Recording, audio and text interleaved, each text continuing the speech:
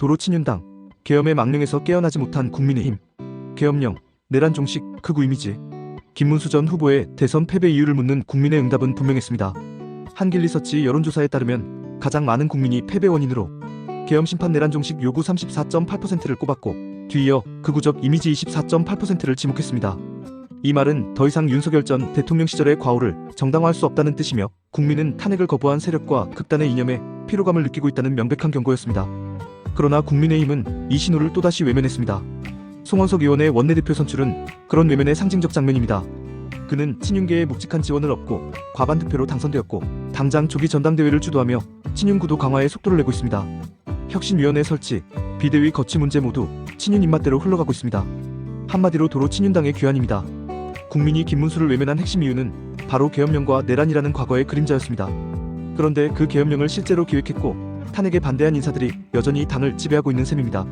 송 원내대표는 탄핵 당시 질서 있는 퇴진을 당론으로 정했다며 자신은 당론을 따랐을 뿐이라 했지만, 그 말 뒤에 진정한 반성과 사과는 없었습니다.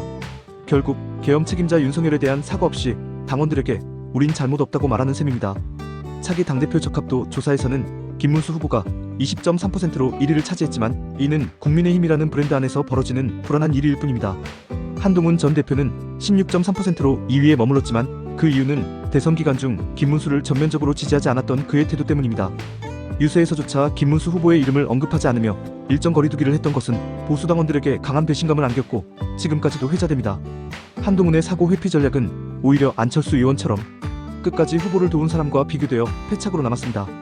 더 큰 문제는 국민의힘 내부에 여전히 윤석열 책임론에 대한 공개 토론조차 허용되지 않는 분위기입니다. 비상계엄이 실행되었고 그로 인해 대통령이 탄핵되었으며, 그 결과가 바로 이재명 대통령의 시대라는 정치적 참극으로 이어졌음에도 이 정당은 과거를 반성하기보다는 오히려 탄핵보다 퇴진이 낫다는 궁색한 해명을 반복하고 있습니다. 이번 대선에서 보수가 진 이유는 단 하나, 국민이 보수보다 더 큰 문제로 진보를 보지 않았기 때문입니다. 국민의힘이 윤석열을 등에 업고 극우적 노선을 걷는 사이 유권자들은 차라리 확실한 추진력을 가진 이재명이 낫다는 선택을 했던 것입니다.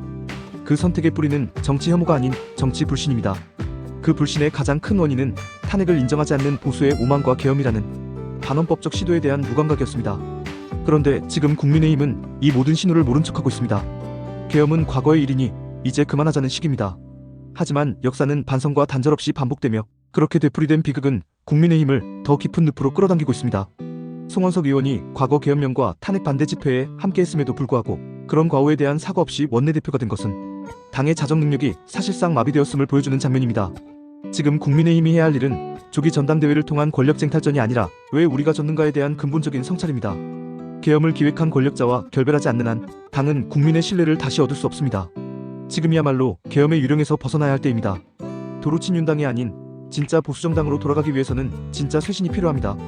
쇄신이란 단지 간판을 바꾸는 일이 아니라 과거의 잘못을 똑바로 인정하고 다시는 반복하지 않겠다는 정직한 고백에서 출발해야 합니다.